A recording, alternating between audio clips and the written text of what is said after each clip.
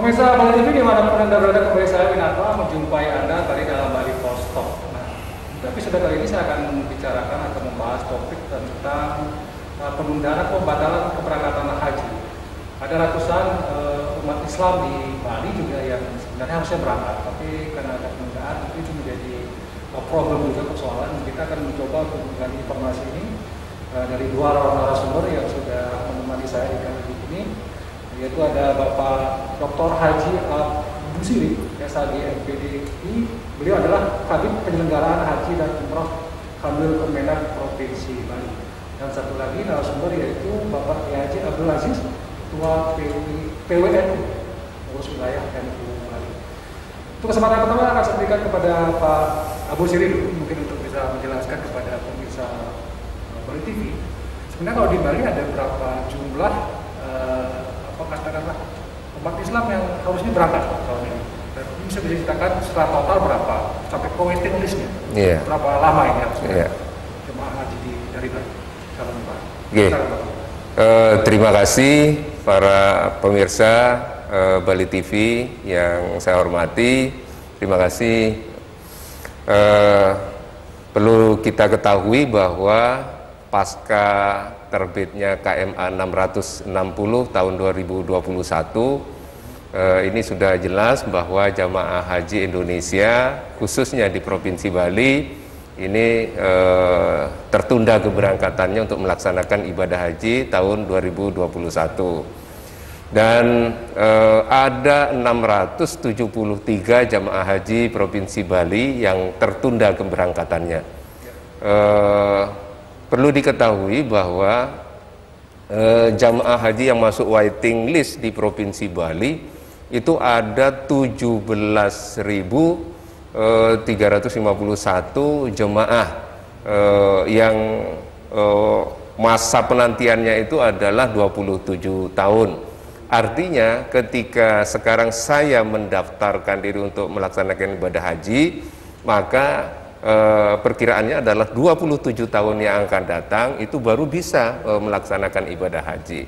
Nah, itu waiting list ya, itu waiting list. Ya. Kalau kita bicara tentang, mungkin Pak Budi bisa menjelaskan kepada pemirsa juga, walaupun sudah sering dijelaskan oleh pemerintah tentang alasan penundaan dengan keluarnya keputusan Menteri ya nomor 660. Apa yang menjadi sebenarnya alasan penyebab utamanya penundaan atau pembatalan ini? Ya. Yang pertama penyebab alasan penundaan ini adalah yang pertama karena memang kalau kita lihat angka pandemi COVID-19 ini memang masih cukup tinggi, baik di Saudi Arabia sendiri maupun di Indonesia. Oleh karena itu maka pemerintah sudah berkewajiban untuk melindungi para jamaah haji Indonesia yang akan melaksanakan ibadah haji. Jadi itu adalah kewajiban negara untuk melindungi segenap warganya. Dengan demikian maka pemerintah dalam hal ini Kementerian Agama mengambil langkah yang sudah dipikirkan matang, dikoordinasikan dengan DPR, kemudian kepada Presiden, dan barulah terbit KMA 660 terkait dengan pembatalan keberangkatan jamaah haji tahun 2021. Jadi semata-mata untuk melindungi betul, untuk melindungi masyarakat Indonesia khususnya jamaah haji yang akan melaksanakan ibadah haji tahun 2021.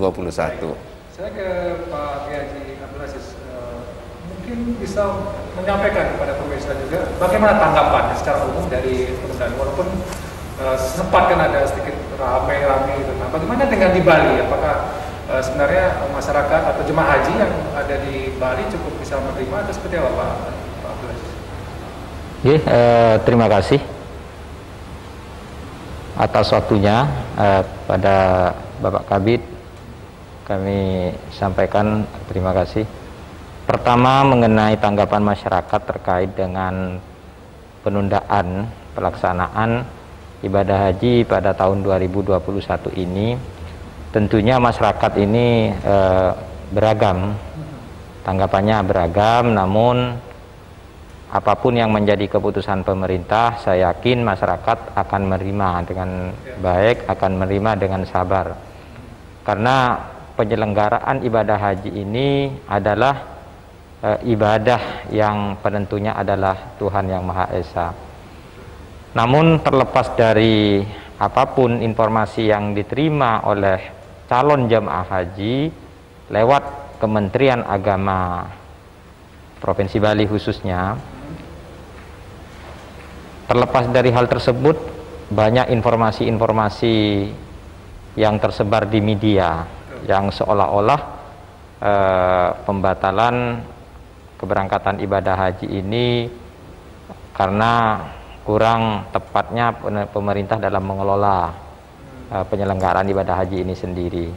Nah, ini yang perlu kita luruskan bersama kepada masyarakat, bahwa apa yang sebenarnya tadi telah disampaikan oleh Bapak Kabid itulah kenyataan.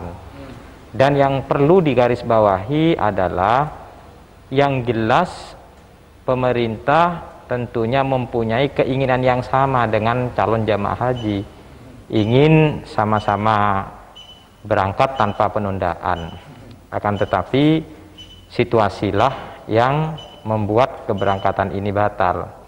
Dan juga perlu diketahui bahwa program pemerintah sebaik apapun ini tidak bisa berjalan sendiri, karena pelaksanaan ibadah haji ini ada keterlibatan dua negara. Ada negara Arab Saudi yang mempunyai otoritas sebagai Khadibul Haramain, jadi pelayan di dua tanah suci. Apapun yang diniatkan oleh pemerintah Indonesia, tapi kalau pemerintah Arab Saudi untuk sementara dengan situasi COVID yang mungkin di sana juga masih meningkat, maka ini tidak bisa kita paksakan. Jadi saya mewakili masyarakat, apa yang telah menjadi keputusan ini sudah sangat tepat sekali. Jadi di samping tadi disampaikan melindungi masyarakat atau calon jemaah haji Indonesia, juga tidak memungkinkan, karena pada akhirnya pemerintah kerajaan Arab Saudi juga meniadakan, bahkan bukan meniadakan secara total, tapi tidak menerima jemaah haji dari negara-negara luar Arab Saudi. Jadi pelaksanaan ini cukup internal dan itu pun dibatasi sangat minim. Kalau tidak salah dengan jumlah kurang lebih 60.000 jemaah. Nah, ini yang perlu dipahami oleh masyarakat, kenapa keberangkatan haji pada tahun 2021 ini ditunda oleh pemerintah. Saya kira itu. Jadi masyarakat sebenarnya bisa menerima ya Pak Abdulaziz dengan kondisi ini, karena juga memahami kondisinya memang betul susah gitu ya. Baik, saya ke Pak Kabid lagi, Pak Abu Siti. Kalau kita ada yang mengatakan atau mungkin mempertanyakan sebenarnya apakah ada langkah-langkah yang sudah diambil juga oleh Kemenak Provinsi Bali dalam hal ini, atau mungkin ada yang sampai datang ke kantor atau penyelenggara haji jemaah yang mau berangkat sampai protes, ada tidak selama ini, ada antisipasi yang dilakukan oleh pihak Kemenak, Pak?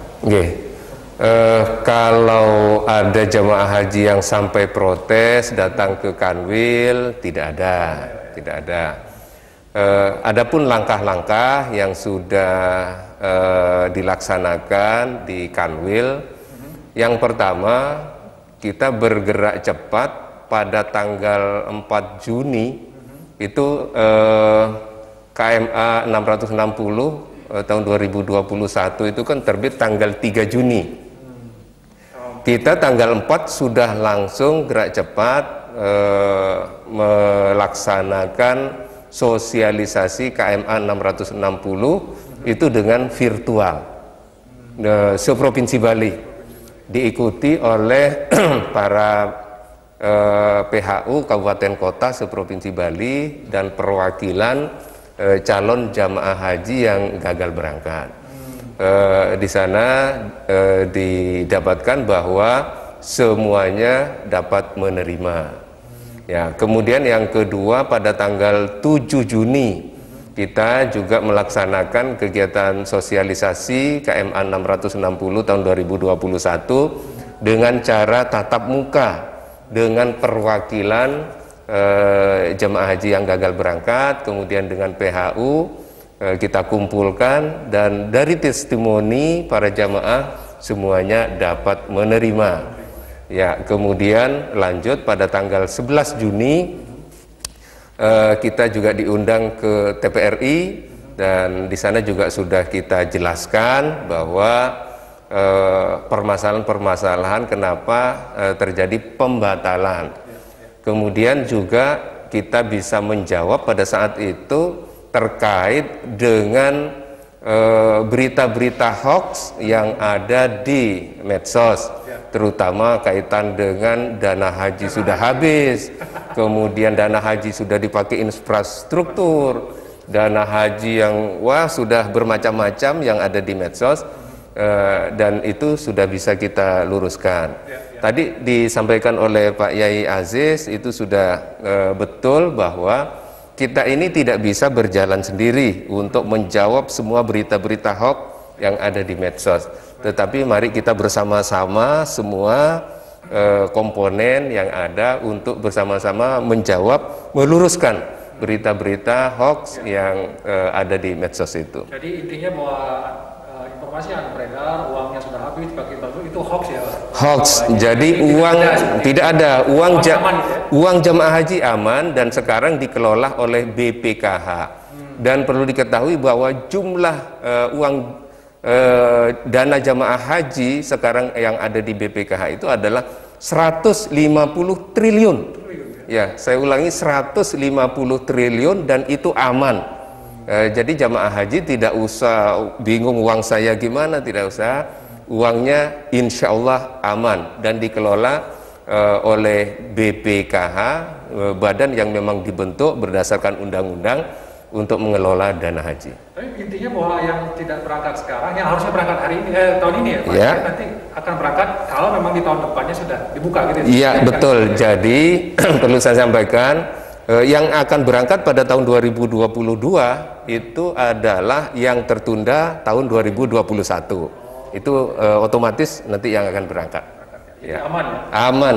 Baik, saya ke Pak Kiai Abdul Aziz. Pak Kiai, kalau kita lihat tadi kan sebenarnya masyarakat bisa menerima gitu ya. Tapi mungkin selama ini tentang hoax ini, apakah masyarakat sudah bisa menerima penjelasan dari Kemenak atau seperti apa? Masih ada tetap ada pertanyaan-pertanyaan di masyarakat, Pak Kiai? Betul sekali. Jadi sebenarnya pemerintah sudah berusaha dalam hal ini, Kementerian Agama sudah berusaha untuk menjelaskan tentang proses penyelenggaraan ibadah haji ini, baik masalah penundaan dengan KMA 660 maupun tentang pengelolaan dana haji yang menjadi berita hangat di tengah-tengah masyarakat, karena banyak yang memanfaatkan dengan situasi ini. Maka dari itu tentunya saya berharap selaku tokoh masyarakat untuk terus bersama-sama mensosialisasikan, karena tidak cukup sekali sosialisasi ini. Kenapa demikian? Kalau saya perhatikan justru yang memperkeruh masalah ini adalah orang yang tidak punya kepentingan dengan penyelenggaraan ibadah haji ini sendiri. Artinya bukan calon jemaah.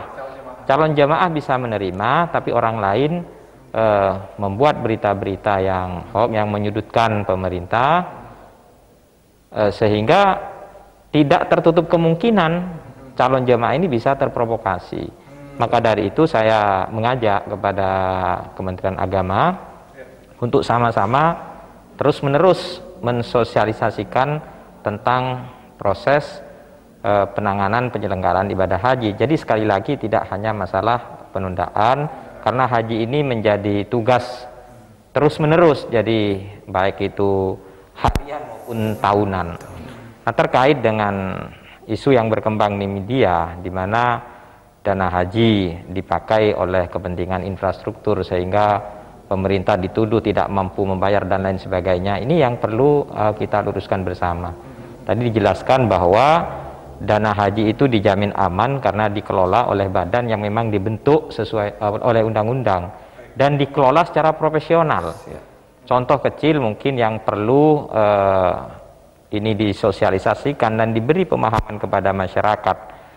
Dana yang menjadi setoran awal yang jumlahnya 25 juta yang tentunya dengan antrian yang begitu panjang, ini dana yang dikelola oleh BPKH yang hasilnya dikembalikan kepada jemaah. Jadi jemaah perlu diberi pemahaman. Kadang jemaah tidak sadar, jadi menikmati dari hasil katakanlah investasinya mereka, tapi mereka tidak sadar. Contoh umpamanya, ini sekaligus saya mau bertanya ini. Menurut info yang saya terima, biaya penyelenggaraan ibadah haji ini sebenarnya kan kurang lebih antara 65 sampai 72 juta. Sedangkan rata-rata sebelum tahun ini itu kurang lebih kisaran 35 juta. Artinya ada dana 35 juta yang disubsidi oleh pemerintah yang tentunya ini dari hasil pengelolaan dari dananya jemaah yang tertampung di BPKH. Nah, hal ini penting, perlu diluruskan karena jangan sampai seolah-olah jemaah ini dibuat benci terhadap pemerintah yang membantu menangani bagaimana mereka bisa beribadah dengan baik, bisa beribadah dengan tepat sesuai dengan tuntunan dan lain sebagainya. Ini supaya masyarakat diberi pemahaman secara utuh. Ini yang menjadi harapan kami. Jadi masyarakat, ya, pemerintah juga harus melakukan sosialisasi bagi ya, dan informasi-informasi disampaikan tidak hanya sekali ya, tapi setiap saat supaya tidak sampai. Betul, dan saya tentunya berharap juga sosialisasi ini tidak bisa berjalan sendiri. Betul. Karena menghadapi masyarakat yang begitu luas, melibatkan semua komponen masyarakat yang berkepentingan di dalam hal ini. Sedikit barangkali mungkin menutup juga karena waktunya sedikit menjawab juga himbauan kepada masyarakat jemaah haji Bali. Silakan Pak. Terima kasih, tadi sudah disampaikan dan saya sedikit meluruskan bahwa setoran awal itu kan memang dikumpul dan mengendap sekian tahun. Jadi itu ada nilai manfaatnya karena ini kita disetorkan di bank-bank syariah sehingga itu bukan bunga istilahnya, sehingga itu adalah namanya subsidi, bukan subsidi, nilai manfaat. Ya, nilai manfaat dari setoran awal para jamaah. Sesungguhnya itu biaya perjalanan ibadah haji itu adalah 72 juta. Ya, seperti tadi disampaikan oleh Pak Yai, itu adalah 72 juta. Tetapi masyarakat atau jamaah hanya membayar 35 juta saja. Nah, ini kan sudah luar biasa. Nilai manfaat selama uangnya mengendap ini sudah luar biasa. Itu dikelola oleh BPKH. Nah, dengan demikian maka pemerintah juga tidak memberikan subsidi. Ya, jadi kalau ada di masyarakat istilahnya subsidi itu tidak. Pemerintah tidak mensubsidi, tetapi yang kekurangannya itu diambilkan dari nilai manfaat. Karena uangnya mengendap, dikelola, itu kan ada hasilnya ya. Ada hasilnya, karena kita tidak boleh menggunakan istilah bunga, tidak boleh. Yang kalau di bank syariah itu adalah nilai manfaat. Nah, itulah sehingga jamaah membayar 35 juta, tetapi sesungguhnya biaya perjalanan ibadah haji itu adalah 72 juta. Nah, kekurangan dari 35 juta itu maka diambilkan dari nilai manfaat itu.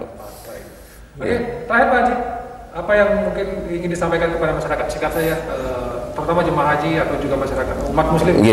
Kepada seluruh jamaah haji yang gagal berangkat dan jamaah haji seluruhnya yang masih waiting list, kemudian juga kepada masyarakat, mari kita bersama-sama. Yang pertama adalah kita sabar.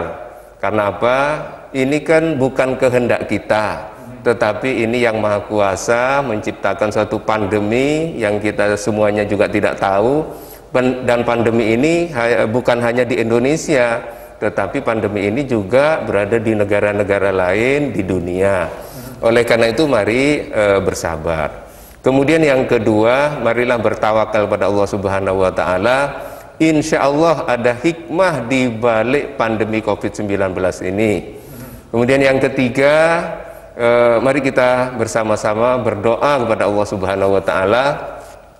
Mudah-mudahan pandemi COVID-19 ini segera berakhir, di semua negara, tidak hanya di Indonesia, di semua negara, sehingga pelaksanaan ibadah haji dapat berjalan dengan normal kembali, dan di tahun 2022 jemaah haji Indonesia bisa berangkat untuk melaksanakan ibadah haji secara normal. Baik. Terima kasih Pak Haji Abu Siri, Pak Kiai Haji Abdul Aziz atas waktunya dan juga penjelasannya. Mudah-mudahan ini bisa memberikan kita gambaran yang lebih komprehensif tentang penundaan dan bagaimana kemudian ke depan tentu kita mengharapkan pandemi ini segera berakhir, jemaah haji bisa segera berangkat sesuai dengan rencana dan jadwal yang sudah ditetapkan. Dan sekali lagi saya menutup Bali Post Talk ini dengan harapan untuk kita sama-sama melaksanakan protokol kesehatan, karena itulah kunci kita untuk bisa keluar dari pandemi. Demikian Bali Post Talk kali ini, saya ucapkan terima kasih atas perhatiannya. Sampai jumpa di Bali Post Talk berikutnya.